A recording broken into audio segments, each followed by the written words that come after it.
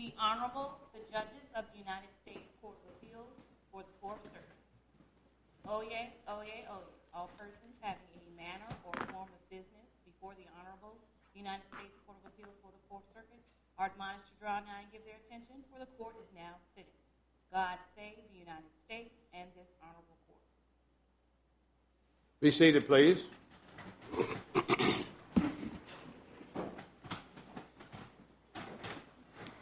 I want to welcome everyone to the Fourth Circuit Court of Appeals this morning. In particular, I want to welcome all the high school students. We're glad to have you here, and we hope that you learn a lot. In the first case this morning, United States versus Saeed, Mr. Hatch, on behalf of the government.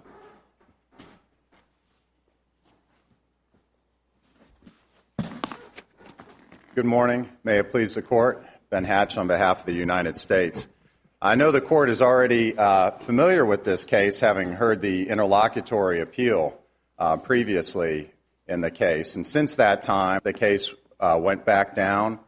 We had a trial, and each of these 5 defendants was found guilty on each charge of engaging in a violent, radical assault on the USS Ashland, as well as engaging for 3 of the defendants in an earlier piracy venture where they went out and encountered a British frigate called the HMS Chatham. They were all found guilty after a trial, and then at the time of sentencing, Judge Jackson concluded that the mandatory life sentence that would apply to count 5, the piracy count, violated the 8th Amendment as applied to each of these defendants. And it is that issue which the United States has appealed to this court. And the defendants, of course, have appealed issues as well. But I'd like to start with the 8th Amendment issue, if it pleases the court. With regard to the 8th Amendment issue, I would start with the point that, as I understand the defendants' arguments on appeal, they do not defend the reasoning that Judge Jackson employed below.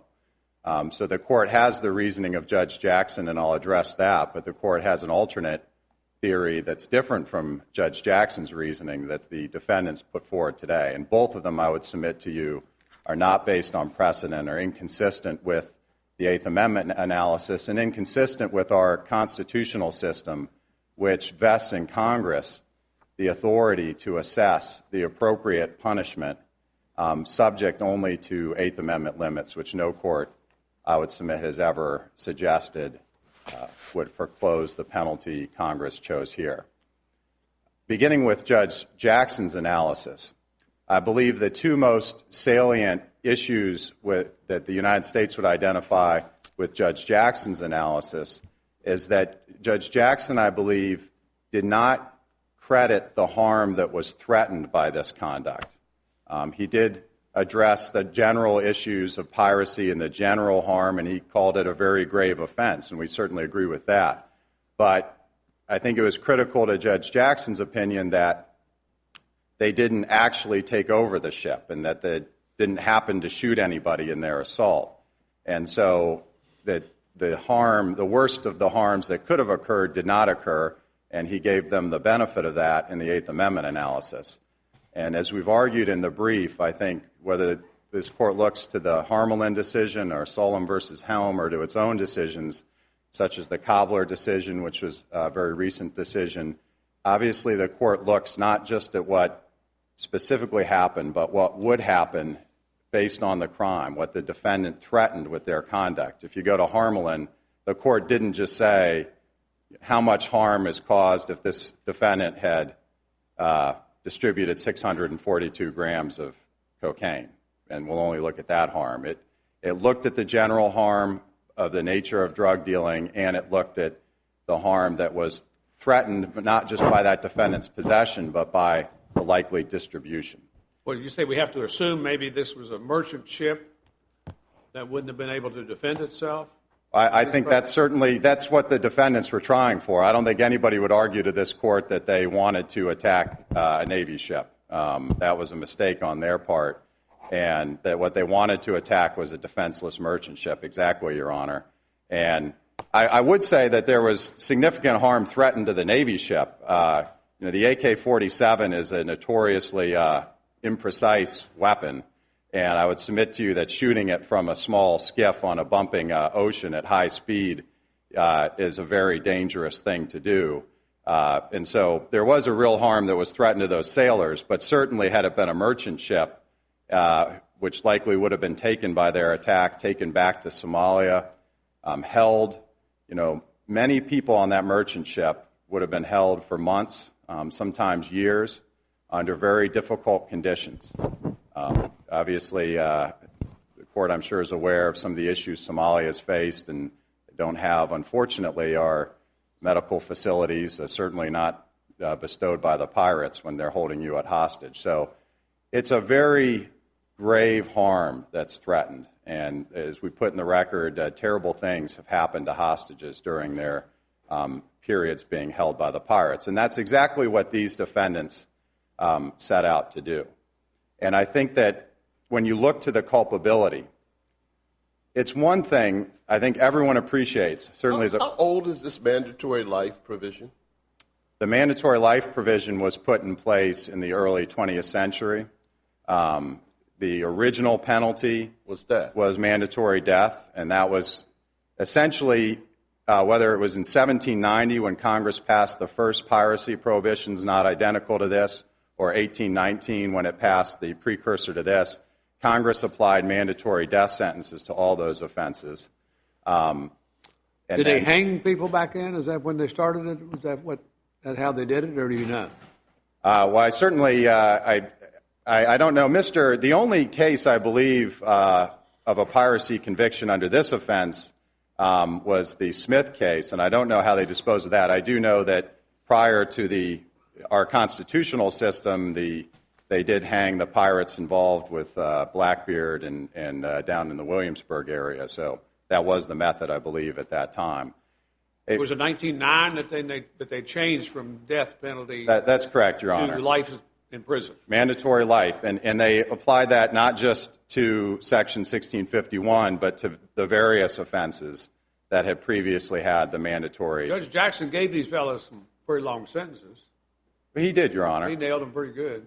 He gave them substantial sentences, there's no doubt. But we are here to argue for the sentence that Congress, I believe. And parole was abolished when, in 84 with the Sentencing Reform Act? I believe that's correct, Your Honor. So for about 75 years, a life sentence for piracy meant you were eligible for parole. That sounds correct, Your Honor. But in the last 30 years, piracy meant you really did serve life, all of life. All life. That's correct, Your Honor. And of course, that would be true of any of the offenses that now carry mandatory life. And while that's not the most common penalty, how many other mandatory life do we have? Well, I believe there's some that it depends on the circumstances of the offense. There's just flat out congressional mandate. You commit this crime, life forever. So but if that's not redundant. We cited several that are in Chapter 81 that are similar. Whenever they're pirates, they're mandatory, and there's probably 5 or so additional in Chapter 81. Other mandatory life sentences come in the VICAR, violent crime and aid of racketeering if you commit murder. The ones that are most analogous to this, I would point the court to the hostage-taking statute. If death results. Is there any other one where there's no requirement that there be a death? Yes, Your Honor. What's the other federal statutes where you get mandatory life even in the absence of a death? Well, Your Honor, first closest to this offense, the other Chapter 81 offenses that we cite in our brief, and I can go through them right here, but the other offenses. Other than the piracy stuff. Right. So in the drug context that comes up the most often, obviously a drug defendant who has a certain number of priors in the United States files those priors. Okay, but that's based on priors. Mm-hmm. I'm asking, are there any other federal statutes where Congress has said, we don't care who you are, we don't care what you did, we don't care when you did it, we don't care what the level of culpability is. Attempts, aiding and abetting, doesn't matter. You get a mandatory life without parole. Is there any other statute?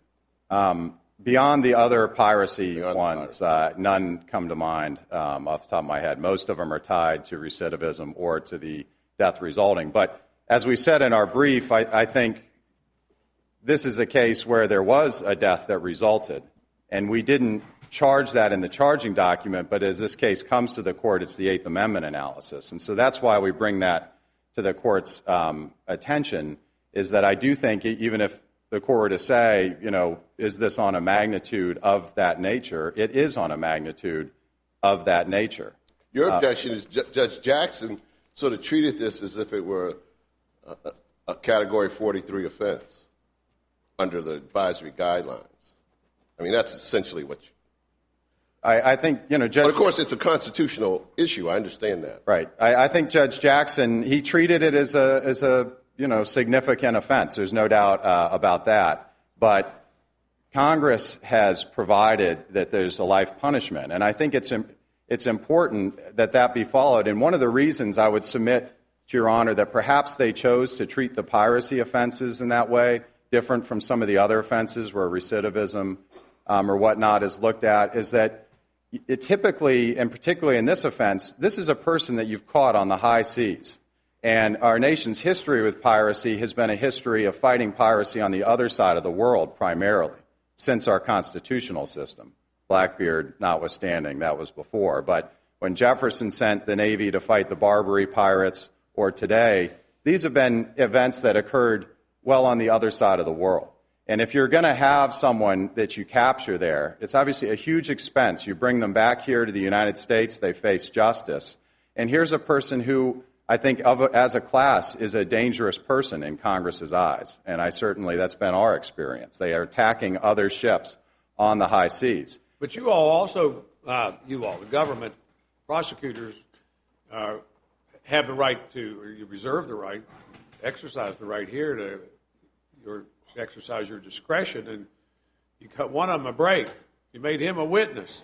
You didn't give him the life sentence. That's correct, Your Honor. And obviously, in cases where defendants have entered into plea agreements, and the court could look to Mr. Ibrahim in this case, or Mr. Musée in New York, the United States in those cases has agreed to lesser sentences. I very well understand what a significant sentence, a mandatory life sentence is. And for those defendants who came forward and accepted responsibility, we exercised our discretion and reached agreements. And he provided you some valuable information, as it turns out. It was extremely valuable. It was extremely valuable. These defendants, as is their right, elected not to accept responsibility, to go to trial on a story of being human smugglers that the jury discredited. And so, they come to this court. Acceptance of responsibility, to me, is not as big a factor as the violence, the danger, the terrible problem of piracy. But that's another factor I think the court can look to in the Eighth Amendment analysis. I mean, these didn't treat them all the same either on the face of it. Part of them got life, both of them got life, but one of them got out from under it. The one who was willing to accept responsibility and entered into an agreement did get a lesser deal. Those who went to trial faced the penalties that applied, and that's what we followed through on. The other thing I'd say about Judge Jackson's reasoning, we kind of covered this already, is that I believe his characterization that this penalty, that there's lesser penalties that apply to inchoate or attempted crimes versus completed crimes is just not accurate when you look to the types of violent crimes that are most analogous to this, and we laid that out in the brief. I won't go into it unless... Can I ask you about the counts 2 and 3 sufficiency issues? Could you just, in 30 seconds, summarize your best evidence to support the convictions for conspiracy to take hostages and conspiracy to kidnap? Yes, Your Honor. So Mr. Ibrahim was the witness, the best witness. He testified first that he'd engaged in it is true, he never said, I think in his testimony, that we took the people with the ship, but I think that was clearly understood by the jury.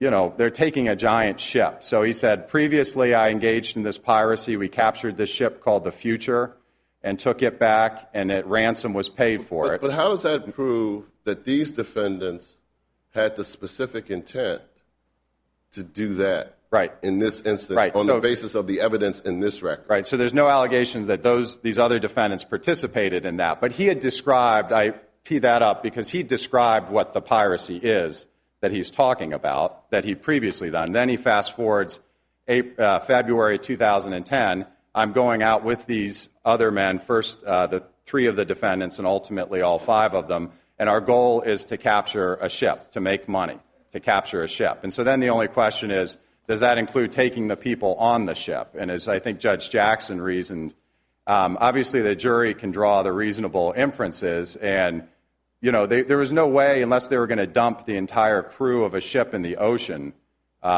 which would be counterproductive from their purposes, that they're not taking those people back with the ship. So your argument seems to be piracy as a matter of law includes taking hostages.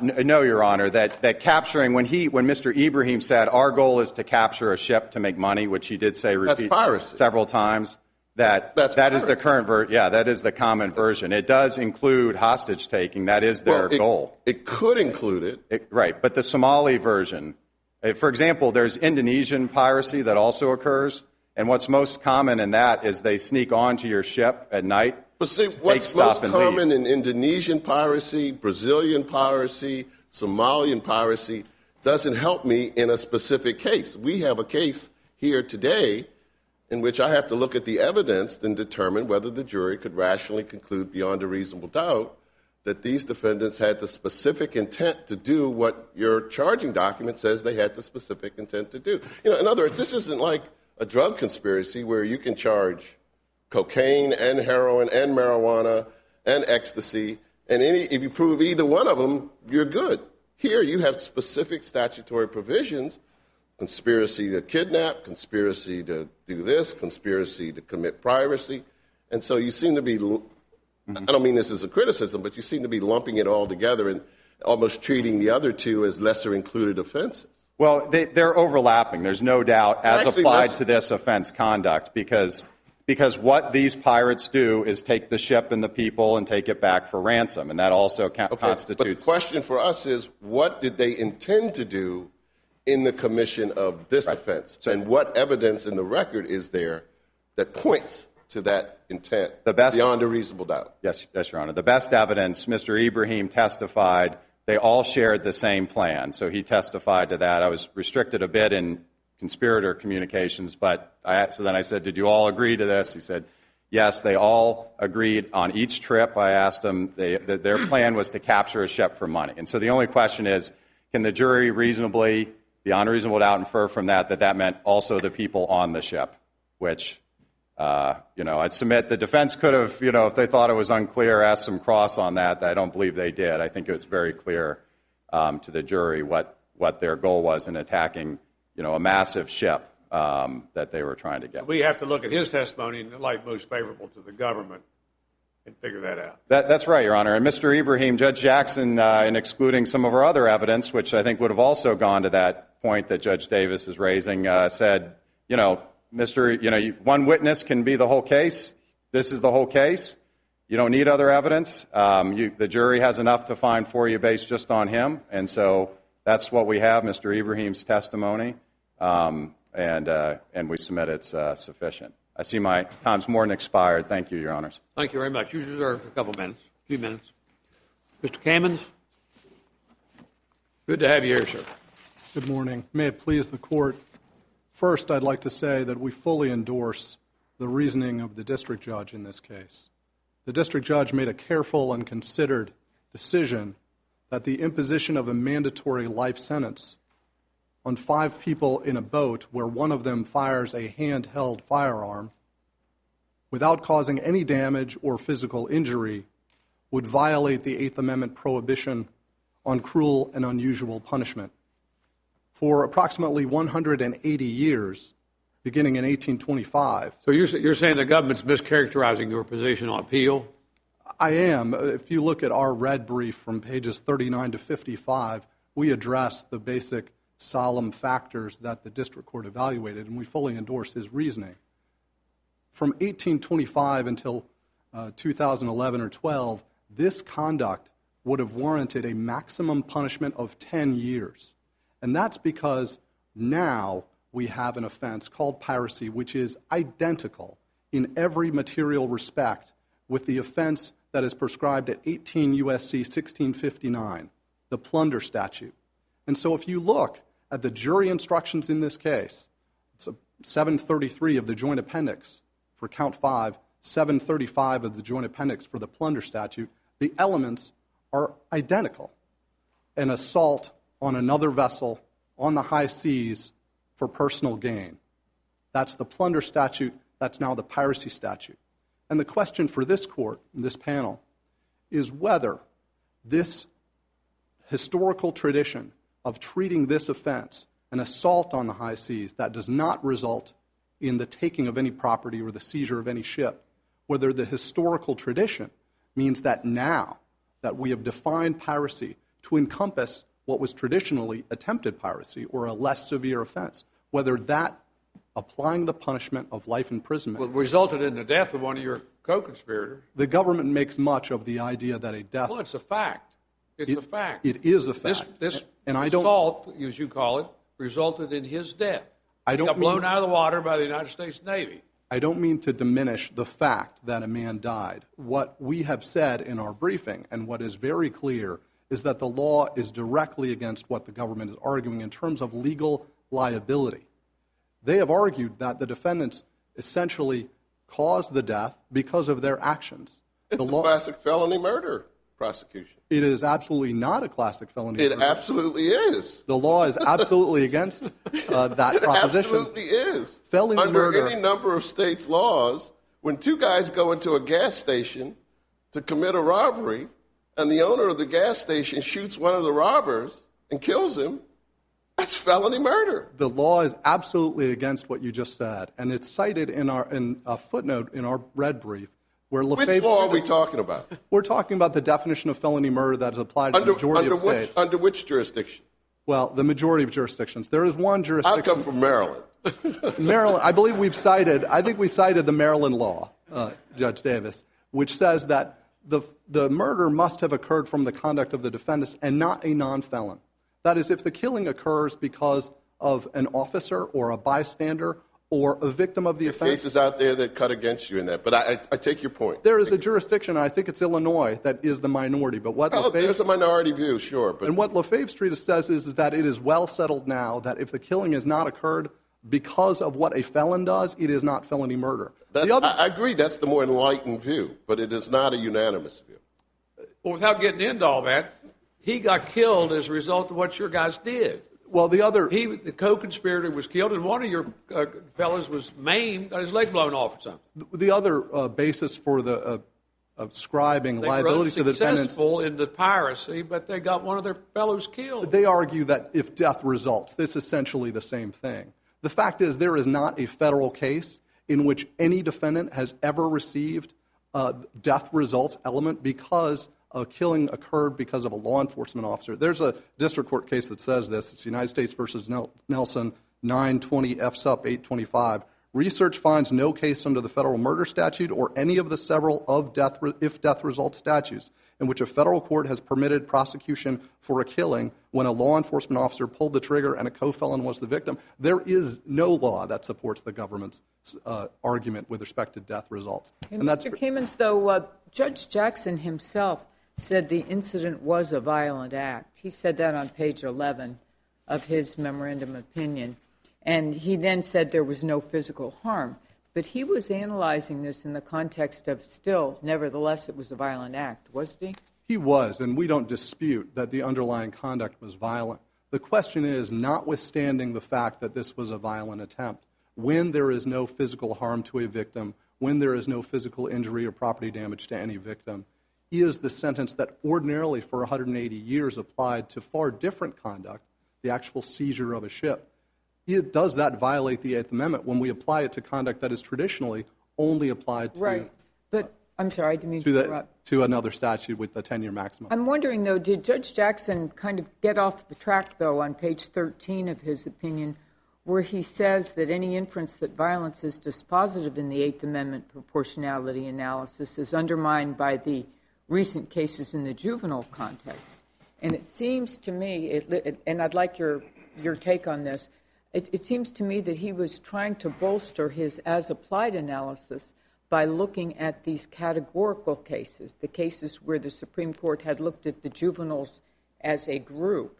And that's not what you do in the as-applied analysis. So if you could please address page 13. Sure. And tell me why this wasn't a kind of a cross-switch in reasoning that led to the wrong result. Sure. The opinion that he cites, Rummel, is not a categorical case. It's a case in which a defendant received a sentence of life, but he could receive parole in 10 years for a theft offense.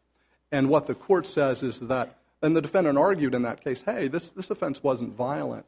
So a sentence of life, although he was eligible for parole in 10 or 12 years, it's disproportionate to the offense that occurred. And the court says there is no per se rule with respect to the type of conduct, whether it is a crime of violence or a crime that isn't violent. And then I think it's Justice Rehnquist who wrote the opinion. He cites a significant nonviolent offense that it could have an enormous impact on the environment or the community.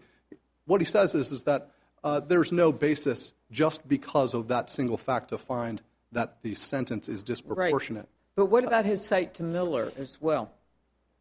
Well, we agree that there is a categorical analysis that applies in certain contexts, and this is not one of them. We are making an as-applied challenge. Right, but did he cross over there?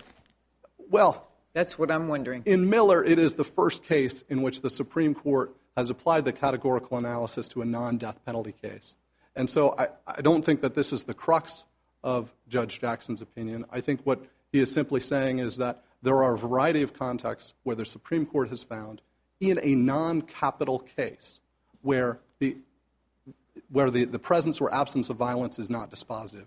Essentially, in the district court below, and they've moderated their tone somewhat, but essentially what the government was arguing below is that, hey, this is a violent offense. That's enough. And it's very clear because the underlying conduct was violent that the court need not go further.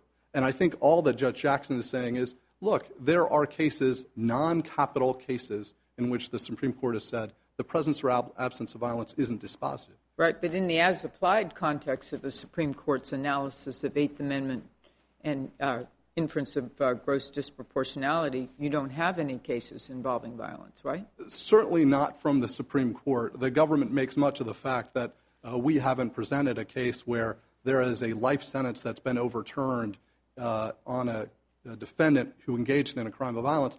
That's true. There aren't many cases in which a defendant has been given a life sentence for simply attempt conduct where the offense didn't result in a death.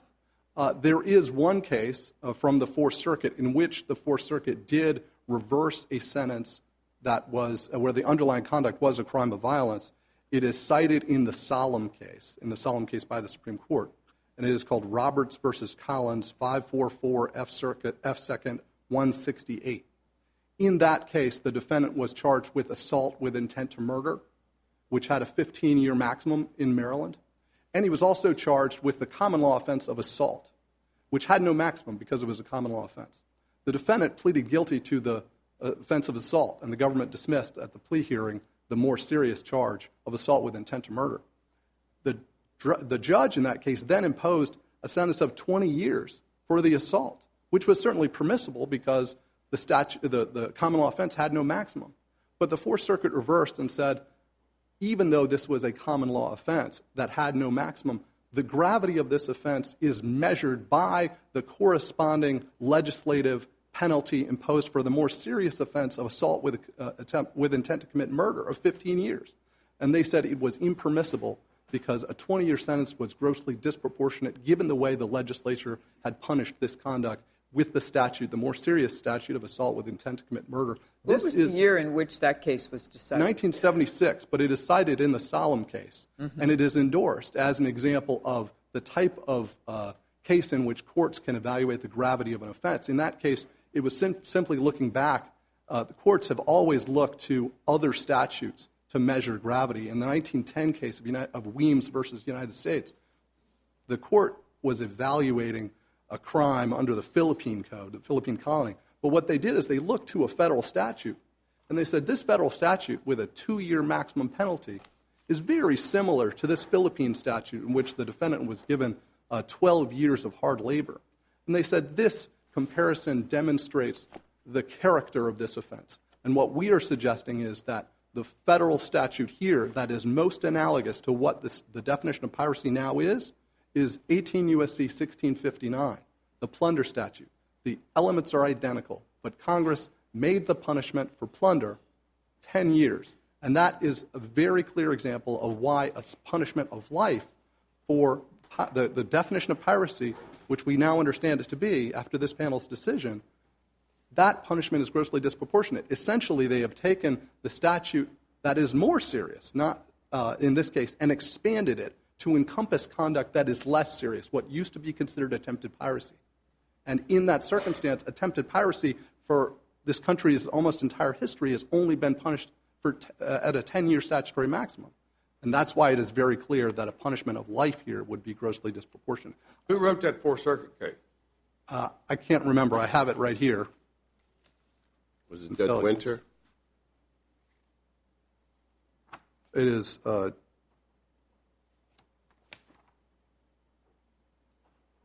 per curiam before Chief Judge Hainsworth, Circuit Judge Winter, and there is a Chief Judge of the Court of Customs and Patent Appeals sitting by designation. The interesting thing is that's Judge Markey. Koenig, is that his name? Sorry? Started with a K? It's Judge Markey. The interesting thing in the dissent by Judge Markey, who is sitting by designation, is he says, look, the court is acting essentially as a legislature, providing a maximum penalty for a common law offense. And so he objects because he says this is a common law offense, there's no maximum. Why can the court do this? And the reason the court did it is because it evaluated the gravity of the offense by looking to an analogous offense that the legislature had enacted. There are 3 quick things I'd like to say that we disagree with in the government's argument. The first is that the statute here is extraordinarily unique. I've described it as a unicorn in the federal criminal code, in that it is the one statute in which the elements have evolved since Congress enacted the statute. And this is important with respect to the deference that this court should accord to the statute itself. It also relates to how this court should measure the gravity of the offense.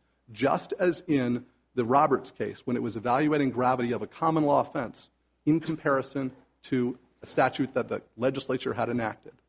The second thing I'd like to say is the standard. The government essentially wants to truncate the analysis in this case by saying all you have to do is look at the gravity of the offense compared to the punishment, and you can make a determination based on that. The law is very clear, as this court said in Cobbler.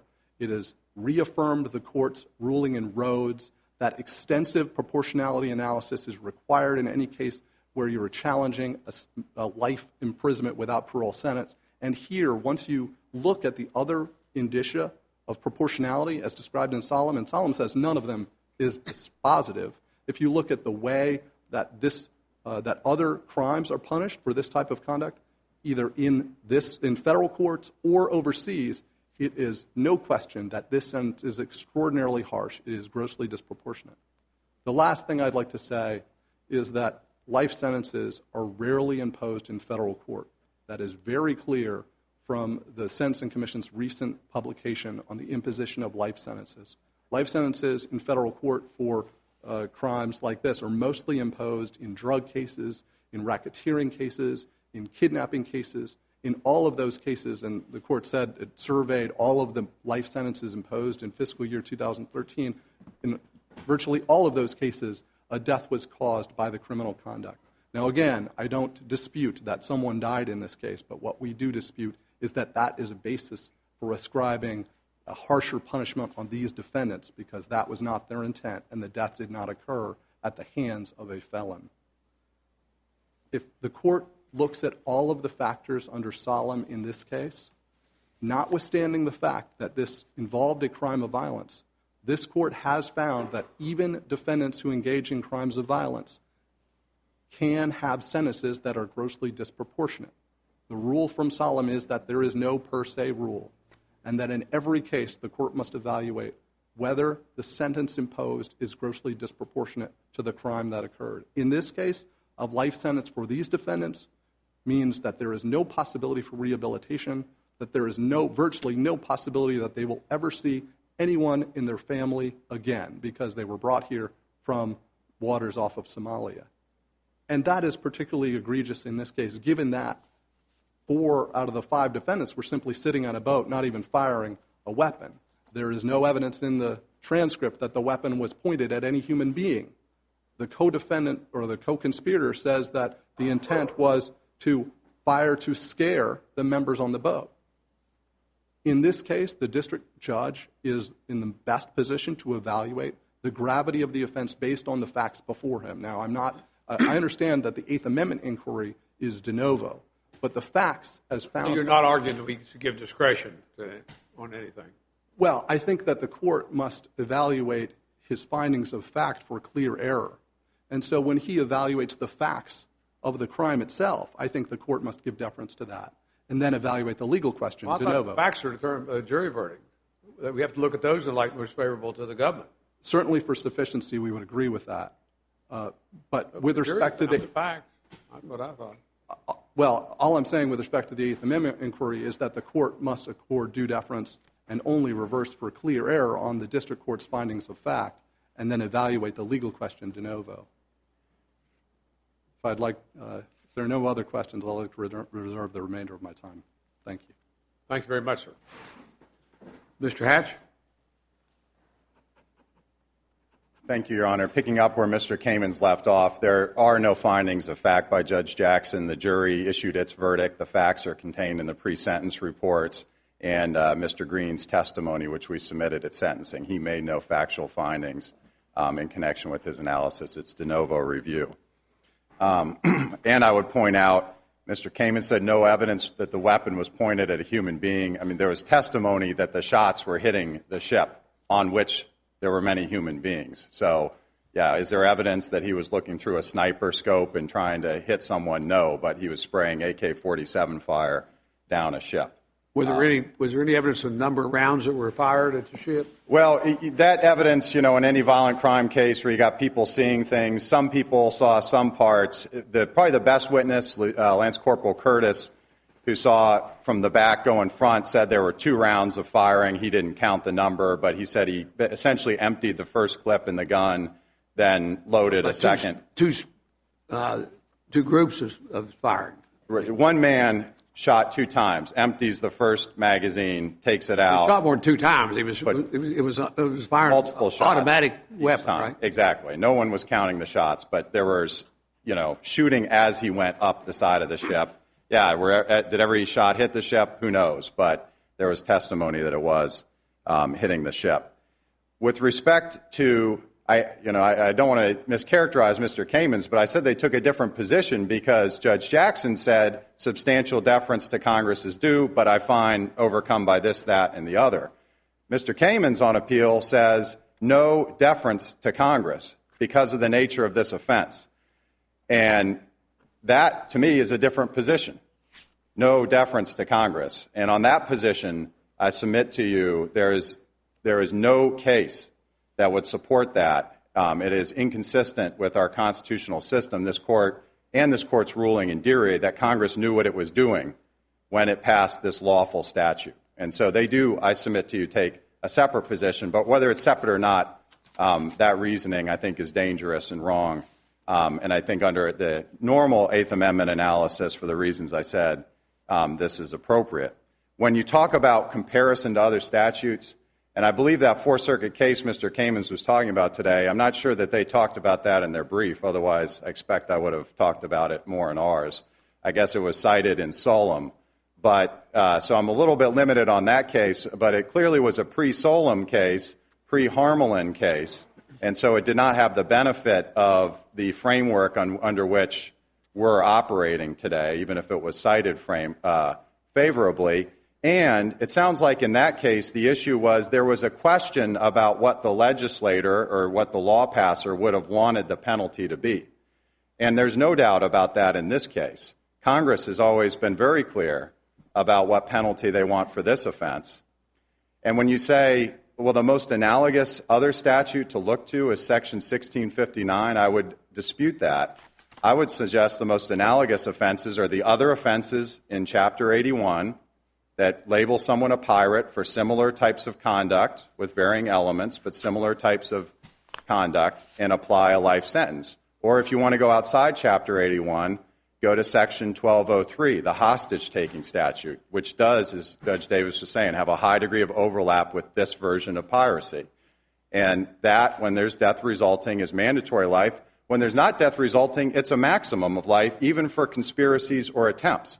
And I make that point because, to me, the argument that Judge Jackson endorsed is that because Harmelin said that the mandatory nature of the sentencing is irrelevant for Eighth Amendment purposes. So as I understand Judge Jackson's, the consequences of his reasoning, if Congress had just said maximum of life, but any term of years below that, and a judge on these facts had decided to impose a life sentence, that itself would violate the Eighth Amendment. And I submit that doesn't make sense. I believe a judge could impose a life sentence on these facts, given the gravity of this offense. And if you want to look at cases that are most analogous, the Dire case, which I know this Court's very familiar with, involved conduct that actually was less egregious in that it didn't result in someone's death.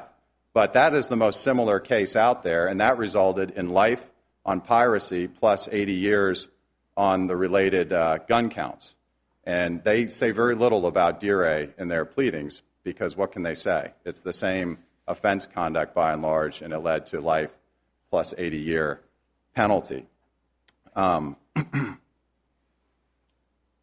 With regard to felony murder, doesn't matter if there's a split. Congress can endorse the view, and the court can look to the view that this amounts to the level of murder for sentencing purposes. We're not talking about criminal liability for guilt. We're talking about sentencing purposes. So the split, I submit, doesn't matter. And finally, I just say, with regard to the juvenile cases, they were certainly in the categorical approach. That approach is not what's at issue here. These defendants engaged in an extremely violent crime. We don't just say any violence equals a life sentence. We look to the violence. And in my experience, this is one of the most violent crimes you can see, what these men were trying to do and the harm that they threatened. And so based on their conduct, as applied, I would submit that Congress's chosen penalty is fully constitutional. And I don't believe that, in my understanding, the court can stop at the first step, but even if you look at the comparator statutes, it's appropriate. Thank you. Thank you, Mr. Hatch. Mr. Kamens? 4 things I'd like to say. First, with respect to felony murder, we've cited the law on page 40 of our red brief, footnote 11. We cite the Lefebvre's treatise, which says, it is now generally accepted that there is no felony murder liability when one of the felons is shot and killed by the victim, a police officer, or a bystander. We've also cited a case from Virginia, a case from West Virginia, and a case from Maryland for the same proposition. You know, I'm a little surprised that you don't rely on United Nations conventions or treaties or declarations. I mean, maybe I shouldn't be, but... There hasn't been a great deal of dispute with respect to the interjurisdictional analysis about how piracy is punished. We've provided 2 studies, which the Konorovich study says that the mean punishment for piracy itself is 16 years. In terms of conventions... But the United Nations has never said anything, or the European Court of Human Rights. Nobody's ever said, wait a minute, piracy is awful, but mandatory life. I mean, obviously, you've given us... The Convention on the Law of the Sea is where the definition of piracy comes from. It's Article 101, and they don't say anything about punishments. And the government's perfectly right. They say punishment is not something that's addressed in the international conventions themselves. But it is relevant the way that other countries punish piracy. And it's very clear. Even the government admits on page 20 of their blue brief, they say it's very clear that many of the other countries around the world punishing piracy would never impose mandatory life for the conduct by the defendants. So it really hasn't become a great issue. Do any of them still have the death penalty? Well, I think they do. I mean, China certainly does. The UAE imposes the death penalty, I believe. But if you look at the practice of imposing punishments for piracy, it is extraordinarily unique to impose mandatory life for this conduct, an attack that doesn't result in a seizure of a ship. I would say one thing about New Zealand. The government cites that as well. New Zealand has a prescription on attempted piracy with a max of 14 years, so it's a bad example, and they've never even prosecuted one case. The second thing I'd like to say with respect to deference, there is a law review that's cited in the Solemn case. It's in footnote 26, and it makes the same point that we make, which is if a broadly defined crime does not exhibit the same thing, does not exhibit the characteristics that the legislature may have taken into account when it fixed the statutory maximum, a judicial determination that the maximum would be unconstitutionally excessive for the individual defendant's crime does not conflict with legislative choice of proper punishment. That's the common sense point that we make. No legislature decided the elements of the piracy offense applied in this case. So there should be no deference to the punishment affixed to elements that the legislature didn't determine. With respect to 1659, the elements, that's the plunder statute, the elements are identical in material respect with piracy. It's the way the jury was instructed in this case. It's on JA 753 and 755. On the high seas, an attack of another ship with intent to steal. That's plunder, that's piracy. For 180 years, that has been punished with a 10-year maximum. The last point I'd make with respect to Dyer is that Dyer is an anomaly. It is not a historical trend. What Solemn asked this court to do is evaluate how the conduct of the defendants has been punished historically. There is no other example in the history of this country in which an attempted attack has resulted in mandatory life other than Dyer. But that is not an example that Solemn would say demonstrates that the offense historically has received this punishment. That is the concern under Solemn. In closing, I'd like to say that this is a unique case that involves a statute unlike any other in the Federal Criminal Code. And so regardless of how this court decides this case, it will have very little application to any other criminal case because no other criminal case involves an offense under federal law in which the elements evolve over time. The elements of this offense are now essentially identical to what has historically been considered a lesser crime, plunder. And the district court found that punishment of life imprisonment would be grossly disproportionate to the offense of an unsuccessful attack on the high seas that caused no damage to the victims. There is no tradition of imposing life on first-time offenders for such conduct, and the international practice confirms that a sentence of life would be uniquely harsh for this offense. And under these circumstances, we'd ask this court to affirm the considered judgment of the district court. Thank you. Thank you very much, sir. We'll come down and greet counsel and then call the next case.